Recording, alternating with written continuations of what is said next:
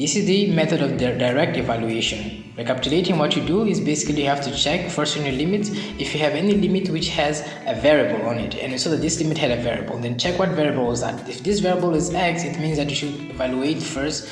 It means that that limit is a limit in respect to y, and if it was y, it would be with respect to x.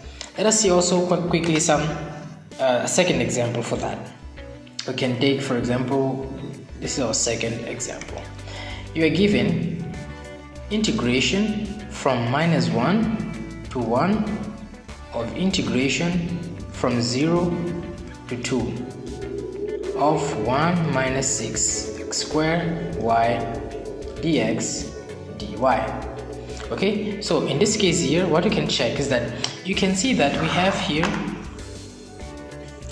you can see here that we have constant. This is a constant, this is a constant, this is a constant, this is a constant. So none of these limits actually is expressed in terms of a variable. So therefore, it means that we don't have a specific rule on how to go about it. Doesn't mean that we have to take each one as x. We just choose which one we want to be x or to be y. And if I decide, for example, that I'm going to take this one as y and this one as limits of x, or vice versa, it will not change the result I'm going to have. So in this case, we can take x, these to be the limits of x, and these we're taking to be the limits of y. Okay, so taking these limits of x and limits of y, then we have to choose which one we want to solve first. But the second rule we have seen before said inside out. Okay, because this we took as y, so let us start first solving with respect to y, because it's inside. So this is going to be integration is equal to, we're going to have here -1 to 1, and then we come now to, this is going to be 2, this is going to be 0. You know that this is x, limits of x, very good to put this to remind you. And then this is going to be 1 minus 6x squared y dx dy, but in this case it's dy dx. So this comes up till here, this dx stays out. Okay, so this becomes here -1 to 1, we know it's for x, and then directly here we are solving. So this is with respect to y. It means that x is to be treated as a constant. So if you have a constant and you're making this integration with respect to y, you just have to put y on that constant. So it's going to become, instead of 1 here, it's going to become y minus 6x squared y squared divided by 2. We just increase the power here and divide by the new power that you have. And all these, the limits are 2 and 0, and then we have to make it with respect to x. Continue here. So this is going to become -1 to 1, which are the limits of x, and then we are going to have here this. So we have now to replace these values on the places of y. So we're going to have here 2 minus 6 divided by 2 is equal to 3. So then you're going to have here 3, and then this is going to become 4. So this becomes what? Becomes -12. 2 minus 12x squared.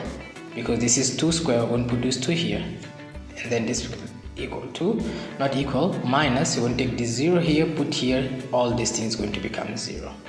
So then it becomes dx. Okay, so continue with this. We know that integration from -1 to 1 will become 2 minus 12x squared dx. So now we have integration with respect to x, which is our final stage. So this is going to become equal to, don't have to write again the symbol of integration. We know that this 2 is a constant, so we just have to add x on it. It becomes 2x minus, we're going to have here 12x, increase the power, becomes 3, divide here by 3, and then we're going to have here 1 and minus 1. So this is going to be equal to, can make this, and then we're going to make this, and then we're going to have here 2, and then we're going to put 1 here, this upper limit, minus 12 into the upper limit divided by 3, minus, we're going to put now the lower limit. So if we want to put the lower limit, it's going to become -1, so this is going to become -2, and then this is 12 divided by 3, it becomes 4, so this, and minus, then it becomes +4, becomes this Yeah, okay, it's this. And so we're going to have this is going to become 4, right? So we're going to have a 2 minus 4, which becomes minus 2, and then you're going to have minus and minus becomes plus 2, and then you're going to have here minus plus becomes minus, and then 4. As you can see, these ones we can just cut, and as a result we have here minus 4, and it's done. So this was the first part of the study of the integration, and we have seen direct evaluation. In the upcoming video, we're going to see double integration when we have regions, for example, or if we have to use the reduction formulas, so on and so forth. Thank you.